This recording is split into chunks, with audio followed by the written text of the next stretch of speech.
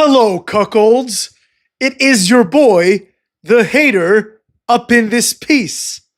And it's time for Raw Review, cucks.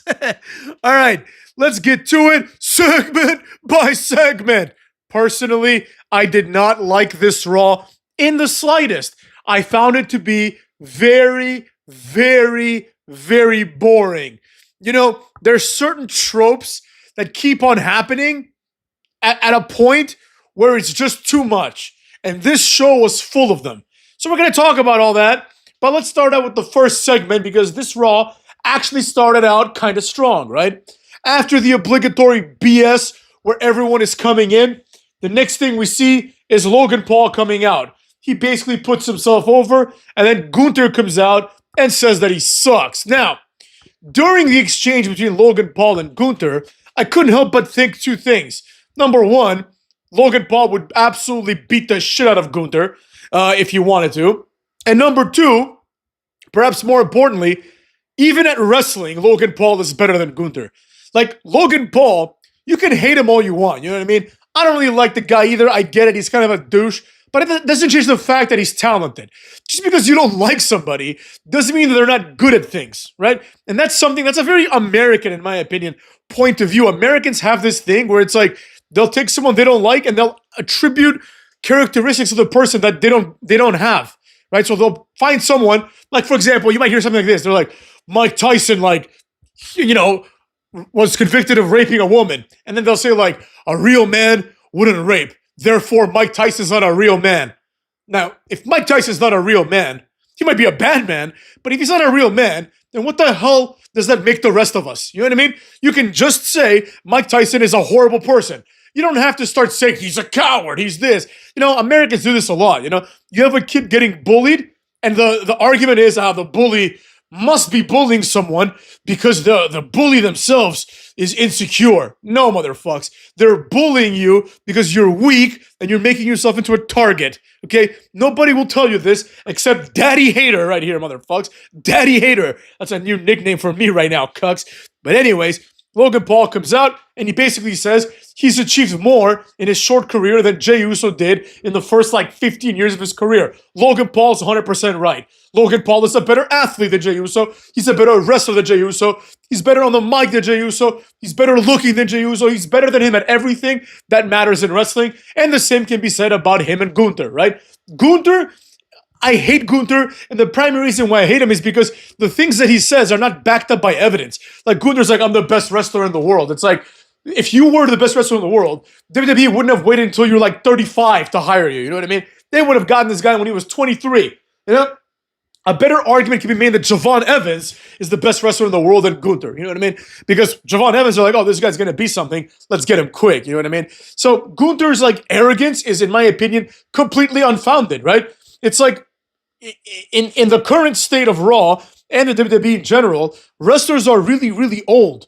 You know? So in the back in the day, if you had for example, X-Pac, who joined when he was in his early 20s, X-Pac is only a few years older than Gunther, probably 10 years older than Gunther, and he was relevant 25 years ago. You see what I'm saying? You know, so there's a big distance. You know, back in the day, they would hire you young if you were good. Nowadays, they hire you when you get good, and Gunther got good in his 30s. Nothing wrong with that, but it doesn't support the arrogance that he has of I'm the best ever. No, you're not. You're absolutely not the best ever. You know what I mean? There is a 0 chance that Gunther goes down to have a career like Randy Orton or The Undertaker or, you know, let alone Stone Cold and The Rock. But you know what I'm getting at, right? So basically, Jey Uso comes up from behind, super kicks Logan Paul. You know, fair is fair. Logan Paul's been beating his ass from behind. So this was kind of nice. A good way to start the show. In this, we established that Gunther, you know, has aspirations to be the next champion. We already knew this, right? But this is a good thing to reestablish because more things happen in the night that, quite frankly, aren't good, but that require this as a prerequisite, right? Next up, we have a backstage segment. Heyman is talking to Jey Uso, and he says Braun Breaker isn't interested in the title, but he just wants to basically slow down Jay's momentum. I hated this, right? I completely hate this. I don't like the concept of non-title matches. You know what I mean? Why not make it for the title? Now, if it's going to be a non-title match, That's fine if it's like, I don't know, like a triple threat or a tag match or anything where like, there's a scenario that an injustice could happen, right? It would make no sense, for example, for like Jey Uso and I don't know, Jimmy Uso, let's say they bring back the tag team one day and they wrestle against the Creed brothers and his world title's on the line. Right? That would make no sense, All of a sudden, Ivar's the champion. You see what I'm getting at? But in a one-on-one match, it should always be on the line. There's no reason why it wouldn't be, right? Braun Breaker has done just as much as Jey Uso has done, aside from win the Rumble, to earn it. He's done as much as Gunther has. He's done as much as Sami Zayn has when he's earned title shots, or he's gotten title shots that he hasn't earned, and so forth. You know what I mean? He's done just as much as Randy Orton, so why doesn't he deserve a title shot? The answer is because he's Seth Rollins' lackey. And in my opinion, this is a step backwards for Braun Breaker. Now, you could argue it's one step backward to go 2 steps forward, but those 2 steps forward remain to be seen. We are now at 1 step backward, so we got to go with that, cuckwads. After this, we see Roxanne Perez signing with Raw. I assumed this was obviously the case because Julia signed with SmackDown. So obviously, either Roxanne Perez didn't sign with SmackDown, or did so backstage and nobody saw it for some reason, or she must have signed with Raw. Or I guess she didn't get signed at all, but that doesn't make any sense, right? Because her and Julia are both jobbers, so like, why wouldn't she get signed? She's at least a WWE NXT Women's Champion. Julia hasn't done anything. Julia shouldn't even be in this company. But anyways, that's what happens. And speaking of Roxanne Perez, we have a triple threat match. It was Roxanne versus Natalya versus Becky. I really hope that Natalya gets one more run. She is so much more deserving than the majority of these botchy broads. Like, Natalya is not a perfect wrestler by any means, but the amount of botches in this match were ridiculous. First of all, there was a moment where Becky Lynch was going to do the manhandle slam, aka the rock bottom on Natalya, and they couldn't get their timing right. Right? Like, Natalya would try to jump, and then Becky Lynch would be like 1 second behind. Then Becky would try to go for it, and Natalya would be behind, right? It made the move look obviously fake. And in my opinion, it really highlighted how bad the women are at wrestling, right? And there's another mini rant about that I'm going to make probably tomorrow or something, because I know I just did a video about women's wrestling, but there has to be some more things that need to be said. Anyways, after this, we get the first, what's it called? Oh no, I skipped a few things. I put the things down with Roxanne so we could get it out of the way, but a few things happened in between. So first, Seth Rollins tells Logan Paul that he's right about Gunther. And basically, Seth Rollins kind of inserts himself as being next. Now, for those of you that are old enough to remember arcade machines and arcades back in the day, there was this common theme that people would do, right? Where 2 people will be playing, let's say, Marvel vs. Capcom 2. And if you wanted to be next, you would take one of your tokens and you would put it kind of like on the screen, right? There was a little slit almost on the screen to indicate that you're next, right? And then the person would put it after you and so forth. And when it was your turn, you would go pick up your coin, put it in, put any other coins in that might need to be put in. And this kind of gave an idea of how long the queue was, right? So if you just went to the arcade and you looked, you'd be like, oh, there's 5 coins. That means there's 5 more people until I get my turn at least, right? So that's how we kept the line. They're basically doing the same thing with the world title, right? So it's like now Jey Uso's first defense is going to be against Logan Paul, right? And irrespective of what happens, we're told that Gunther's next. And irrespective of what happens with that, we're told that Seth Rollins is next. So what the hell is the point of anybody else trying to do anything in this company? Think about it. Furthermore, shouldn't Seth Rollins be the number 1 contender? Why is it Logan Paul? Logan Paul didn't do anything impressive. You know what I mean? I mean, he won. And he keeps winning, to be fair, right? But he hasn't really done anything that's like, holy shit. I don't even remember who he wrestled at WrestleMania at this point. But anyways, the point, I think it was AJ Styles. Yeah, he beat AJ Styles. Big deal, So the idea that he gets to be next is kind of like a little weird. But it is what it is. Someone has to be next.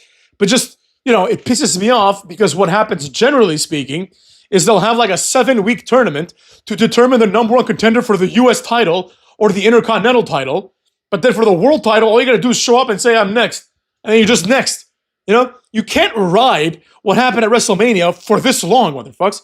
Has Seth Rollins wrestled? I think he wrestled 1 match. But he's wrestled 1 match since Mania. So is his argument, oh, I want to be the next world champion, I deserve a title shot because I won at WrestleMania? Well, the guys that you beat at WrestleMania are CM Punk, who as far as I know, he's either wrestled 1 match or 0 matches since Mania, and Roman Reigns, who hasn't shown up but for 1 time since Mania. So I'm not really impressed by that, So anyways, there you have it. After this, or maybe before this, I don't remember, we have AJ Styles and Penta versus Judgment Day, JD McDonough and Finn Balor. The match was pretty decent for what it was, but I have one problem with this. Carlito. Carlito keeps showing up and ruining the matches. Now, this is fine, I understand, but it's getting annoying because you can expect this to happen in every Judgment Day match. It's just like the Roman Reigns matches where the Usos would come and interfere, you know? You just expect it in every match. There is no need to consider the possibility of the match ending until Carlito shows up. Eventually he does, motherfucks. All shit breaks loose, but the good guys are still on top until El Grande Americano comes in, headbutts Penta, which leads to the coup de grace, and that's it, right? The throwaway match, it was a good match for what it was. The Judgment Day is racking up wins, which, you know, is better than what they were doing last year, basically, you know? Last year was a down year, they're kind of moving upwards. The faction of Judgment Day is, in my complete opinion, like, done. Like, I don't think anybody really gives a flying fuck. But nevertheless, like, there is an opportunity to redeem them. But, I mean, I think they're done. I don't really see a scenario under which Judgment Day can continue. You know what I mean? Like, it just doesn't seem to make much sense. But I don't know. I've been wrong in the past. I don't see why anyone would be excited about Judgment Day. I was thinking during the match, since they brought up the Bullet Club, it's like, if AJ Styles and Finn Balor aren't doing anything, you know, just make them have, like, a Bullet Club reunion.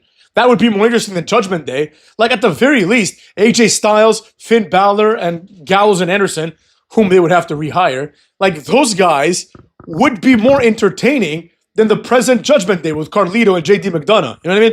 And they could just be like, we're now called Bullet Club. Buy the rights to the name. You know, Bullet Club in New Japan, nobody cares about that anymore. So, you know, figure something out, do something cool, you know? But they're not going to do that. They're going to have them both flounder and do nothing. So it is what it is, but that's what we got to do. Next up, Sheamus comes out. This part pissed me off. Sheamus, who I like, comes out, and then like 19 things happen before the match starts. First, Tozawa is shown backstage, and he's given a match against Rusev next week. Then Gable comes out and says Tozawa sucks, and Rusev is going to end him. Then after this is the worst part of the show by far. The New Day show up backstage for no reason. They basically show up, and they're like, hey, like, we both hate the Viking Raiders, right? And then Gable's like, yeah. And that's it. That was the entire segment. The entire segment was them showing up and telling Gable, hey, we know that, like, your boys have a match with us, but so do the War Raiders. Fuck the War Raiders. And Gable's like, sure, fuck the War Raiders. Like, who the hell cares? You know what I mean? Like, there's no reason for them to be here at all. But whatever, it is what it is. After all this bullshit, and after, I believe it was during this time, a Rusev promo, which I skipped in its entirety because I refuse to watch Rusev promos.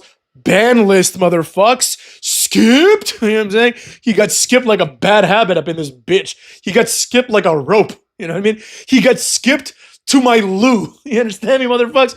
So anyways, get skipped up in this bitch. So with that being said, the match finally starts, and I remembered from last week that it's Sheamus versus Grayson Waller. Wow. Michael Cole explains for some reason that this match was supposed to happen several weeks ago. Nobody cares. Nobody remembers. Nobody wants to see this now, right? The match happens nevertheless. The match was a good match, right? Grayson Waller, I've never doubted his athleticism, you know? I've always said, I think justifiably so, he's just another Justin Gabriel. Justin Gabriel was perfect for the role that Grayson Waller is in now, right? That Dolph Ziggler role. That go out there and be a jobber, but make it look good role, you know? Grayson Waller's good at that, but, you know, quite frankly, it's like, they're just biding their time until his contract expires. I don't know what to tell you. There is no other explanation. Because Grayson Waller and Austin Theory have found themselves in the same storyline for like 3 years. The storyline is they don't get along. But why are they still a tag team? It's the weirdest thing. They don't get along. They tease their breakup every 2 weeks, and then nothing happens. Now, to be fair, I don't care if they break up. I don't even want to see it on TV. That sounds like something that should happen on WWE Speed or something. You know what I mean? Nobody wants to waste any TV time to show the deterioration of Grayson Waller and Austin Theory. I don't care at all. Or A-Town Down Under, sorry, right? But during this match, there was a very peculiar moment. I don't know if it was a botch or if Sheamus had like an episode of something. He looked really tired, but basically there was a a moment where Sheamus went for the white noise on the apron, and he just, like, I rewinded it several times, and you could see in Sheamus's face that he just kind of wasn't there. But then he does the move. He just drops like he's supposed to. But Grayson Waller is so bad that he holds the rope, and, like, instead of just dropping, and he just, like, completely, like, makes the move look like shit. But Sheamus's facial expression leads me to believe that maybe it's not just a botch on Waller's side, but maybe a miscommunication, because Sheamus seemed a little bit out of it. I rewinded to a few seconds before to see if I missed any kind of, like, head damage that Sheamus may have taken to give him a concussion or something. To explain this, long story short, because of Austin Theory kind of talking shit, Grayson Waller gets dragged back into the ring, bro kick, 1, 2, 3. Sheamus is awesome still. And also he's massively over, I should say. Now, after this, all this dumb shit that happens before the bro kick, and after Sheamus's win, we get a segment that was advertised earlier in the night. This is by far the worst part of the show after the New Day segment, because at least this thing had a purpose. But this was one of the worst things ever, right? Tyrese Halliburton is revealed to be a character in WWE 2K25. Now, the hater, when he bought the game, I bought, like, the special version or whatever the fuck it's called, so I could play it 3 days earlier with you guys in my stream, right? And that gave me all the DLC. I haven't downloaded the DLC yet, but there is one mystery character. Apparently, it's Tyrese Halliburton. All I could think of here was that Tyrese Halliburton is not a big enough celebrity to have any kind of impact. Now, I know you children who are younger than, definitely younger than 30, but those that are probably younger than, like, 23, 24, those that were pretty much born, like, in 2000 and grew up and they were, like, 10 years old in 2010, like, that kind of age range, you don't really understand what being famous means, right? Like, being famous today is completely different than being famous back in the day. That's also another video for another time, which I will make probably tomorrow or Thursday. I don't know. I don't care. Cucks, deal with it. But Tyrese Halliburton is by no means a household name. Now, I know who he is because I like sports, right? But if I ask, like, 10 of my non-sports watching friends or show them a picture of this guy, they'll be like, who the fuck is that guy? Is he in my fantasy football team? That's what they'll all say, because they don't know those guys either, Like, Tyrese Halliburton is not a star in any capacity. He's not a mainstream name. He's not a household name. Nobody outside of the US knows who the fuck he is, right? Like, Michael Jordan, I'm not saying that Tyrese Halliburton is the present-day Michael Jordan, but Michael Jordan was known globally. Like, everyone in China knew who he was. Everyone in Europe knew who he was. Everyone in America knew who he was. Tyrese Halliburton is not like that at all. Perhaps a better comparison might be like if you take someone like Brad Pitt, right? Like, Brad Pitt is like a globally known actor. Leonardo DiCaprio, globally known actor. Denzel Washington, not as big as those guys, but globally known actor. Now, if you compare them to people that are presently famous, like maybe like a Ryan Gosling or like a Michael B. Jordan, not to be confused with Michael Jordan, the basketball player, like Michael B. Jordan and Ryan Gosling, who are honestly both pretty good actors, right? They're not nearly as famous. Like, nobody gives a shit about Michael B. Jordan outside of the United States. He is not this mainstream, like, type star. He's kind of big in the United States, not nearly as big as Brad Pitt was in the 90s, but he's kind of big. But outside the United States, this guy can walk around comfortably downtown in any European city, and people are going to be like, who the fuck is that guy? Nobody knows who that guy is. You see what I'm saying? These are not real stars. So that's another problem for another time. But this pissed me off because Tyrese Halliburton, quite frankly, isn't enough of a big deal to take up this much time on WWE. And this kind of shows the inferiority of WWE in comparison to other things like the NBA, right? There was a time that I talked about in the past where Mike Tyson, who was maybe 1,000 times more popular than Tyrese Halliburton is now, and he was put even. He was paired up with Stone Cold. They were presented as even figures, right?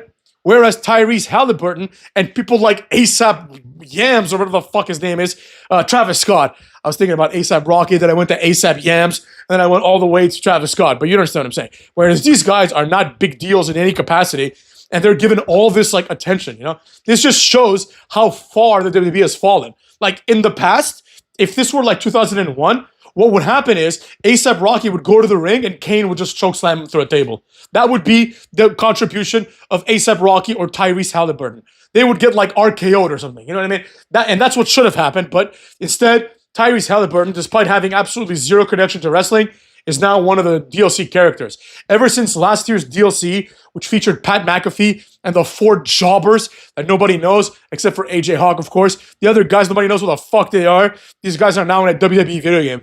You know, it's unacceptable, but whatever. I'd rather have, like, just put Sting in there. You know, just put Sting as a legend instead of putting, like, Pat McAfee's, like, dumbass friends, you know?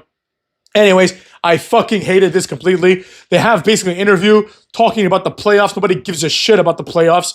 You know what I mean? As far as I'm concerned, NBA's kind of boring too, especially now that the Nuggets are out. You know, I was hoping the Nuggets would take it again this year for some reason. I don't know why. Because, you know, I like good players. I don't even like Jokic that much, to be honest. You know what I'm saying? But I like the Nuggets. Anyways, it is what it is. Let's move on. After this, speaking of irrelevant news, Gunther is once again shown backstage, and Rollins says to him the exact same thing that he said to Logan Paul. Nobody could possibly care about this. We get it. Seth Rollins is next. After this, we have another Money in the Bank women's qualifying match, and it's Rhea Ripley versus Zoe Stark and the returning Kairi Sane. So all you need to know about this is that we've got Rhea Ripley, who is like a big star, you know? Then we've got Kairi Sane, who is a complete and utter nobody. And then we've got Zoe Stark, who is probably the lowest female, like, in the ranking of WWE females in terms of, like, well, no, never mind. I completely forgot about BFAB and Michin, right? Never mind. But she's right there with BFAB as someone who's basically won 0 matches. But at least BFAB has, like, you know, she's, like, I think being pegged as kind of having some relevance. But, you know, like, maybe BFAB and fucking Zoe Stark can be the mid-card champions, considering that the mid-card titles are not taken seriously. Not that Zelina Vega is the mid-card champion. But anyways, obviously Rhea Ripley wins. There was nothing special about this match. The match was exactly what you'd expect. At a certain point, Rhea Ripley realizes that she's much bigger and stronger than Kairi Sane, so she completely manhandles her, hits the riptide, and that's it, right? There's nothing special about this. This is like one of those Big Show matches. Remember when the Big Show like would have like a triple threat match or something? Or even like, remember that time when it was Kurt Angle versus like Show Hogan, where it was Big Show dressed like Hulk Hogan, and Kurt Angle like is trying to take it seriously, and Big Show's fucking around, and there's a part where Kurt Angle just slaps him in the face. He doesn't take it seriously, so Big Show takes it seriously, rips off his fake Hogan mustache, and just choke slams Angle and pins him 1, 2, 3. It's like that, right? Where it's like there's a point where the big wrestler realizes, wait a second, I'm big. This person's small. I'm gonna dominate them. So that's what happens.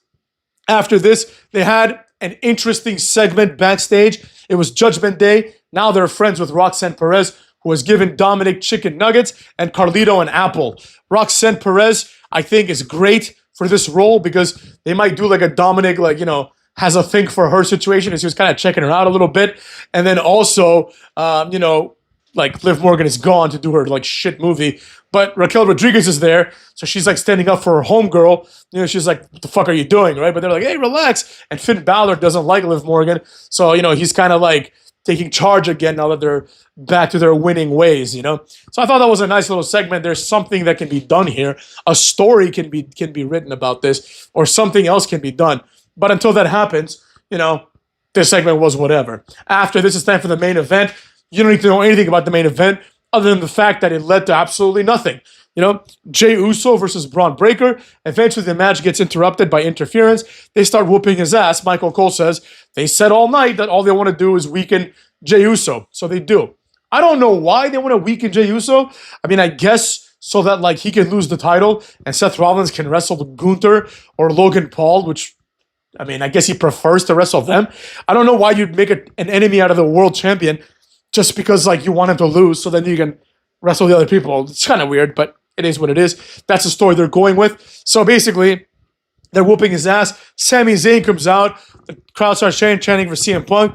CM Punk comes out, like his music plays for 2 seconds, but the neckbeard starts singing the rest of the song. It's very, very cringe. And then there's a brawl. And at the end of the brawl, basically what happens is Jey Uso is left standing, and he's like all excited and shit. And Logan Paul comes out and blasts him in the face with a fist of fate, Obelisk the Tormentor style. And that's the end of that, you know? He gets one up on him once again. So overall, I thought the show was complete trash because of one reason primarily. Well, two reasons. Number one, the Tyrese Halliburton situation. And number two, the overdone wrestling trope of like 50% of the matches ending in some sort of screwy finish, right? This is Raw. At least have some people win and some people lose, right? Like, if you're not going to do that, then don't waste 20 minutes of a match with entrances in the actual match. Just have it be an attack, right? Like, maybe they could have just done, for example, Jey Uso versus Tozawa. I could give a shit. Jey Uso versus Tozawa. And then basically what happens is Jey Uso pins Tozawa, then he gets attacked by Rollins and Breaker, right? You could have just done that, and at least you would have had a match with a good finish, and then also the beatdown, which happened anyways. So there you have it. You know, you look at other characters, the development of other characters, like Rusev, like it's very obvious that Rusev was not brought back to be any kind of serious wrestler. He is basically going to be in a Penta role, right? He is just Penta. That's all he is. In my opinion, he's there to take the ass whooping of Obafemi when Obafemi debuts. I can't think of another reason why they'd hire this jobber. You know what I mean? He's not going to lead to anything.